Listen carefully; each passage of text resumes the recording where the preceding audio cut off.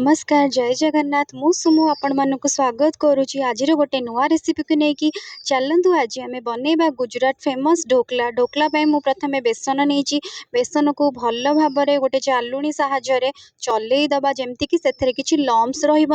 देखिपे भल से मुझे चलई सारापर से गोटे ग्लास पानी देती आपड़ चाहिए देखिए बैटर टी जमी पतला रही मोटा रखिए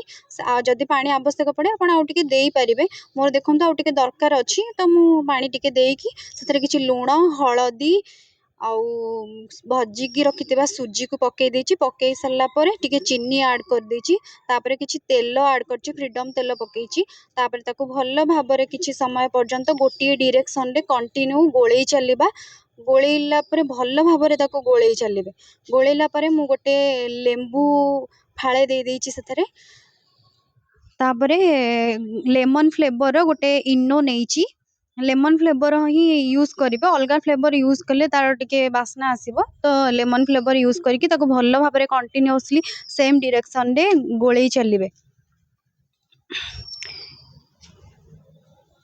बैटर टी को एबे रेस्ट करने 10 रु 15 मिनिट छाड़ीदबा बैटर टी भल भाव टिके फुली गला परे एबे चलतु आम गैस बसई गैस लगेबा तापरे इडली छांच बसईबा से मु 2 ग्लास पानी ऐड करछि टिके पानी देइथिबे नहले जेतेबेले ढोकलाटा हबा पई 30 मिनिट टाइम लागिबो सेति भितरे पानी सब मरीजिवो चलतु गोटे जगह नबा से जो मु ढोकला बनैबी से जगार भल से मु ऑयल को ग्रीस कर देइछि ग्रीस कर सारिबा परे ढोकलार बैटर टी को मु से जगार ढाली देइछि ढाली सारा परे ताकू चलतु इडली छांच देहरे बसईकी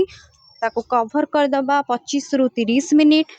एबे चलतु ढोकला सहित खाइबा पई मु गोटे पुदीनार चटनी बनैछि चटनी पई मु किछि फ्रेश पुदीना नैछि 3-4टी कंचा लंका नैछि किछि लुण आ तेंतुलीर रस प्रथमे मु किछि पुदीना को नै जाइछि सेतरे सबु लुण कंचा लंका आउ तेंतुली रस पकईकी ताकू भल भाव ग्राइंडिंग कर देइछि ग्राइंडिंग करि सारिबा परे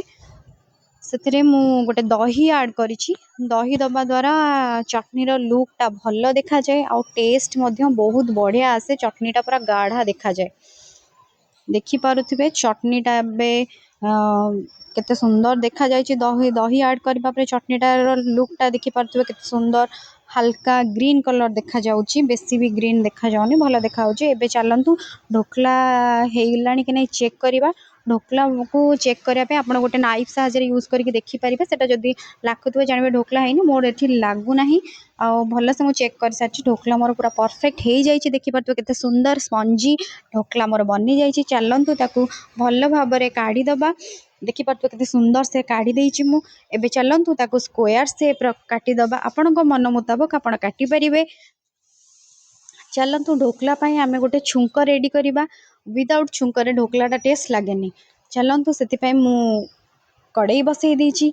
कड़ाई बसैबा परे सेतिरे मु किछि तेल दे देइछि तेल भल से गरम हेबा परे सेतिरे मु पंचफुटण दे देइछि पंचफुटण सहित किछि भृसंग पत्र देबे भृसंग पत्र रे टेस्ट ढोकला को बहुत बढ़िया देई थाए चलंतु सेतिरे किछि पानी ऐड कर दबा पानी फुटी गला परे सेतिरे किछि लूण ऐड करिवे लूण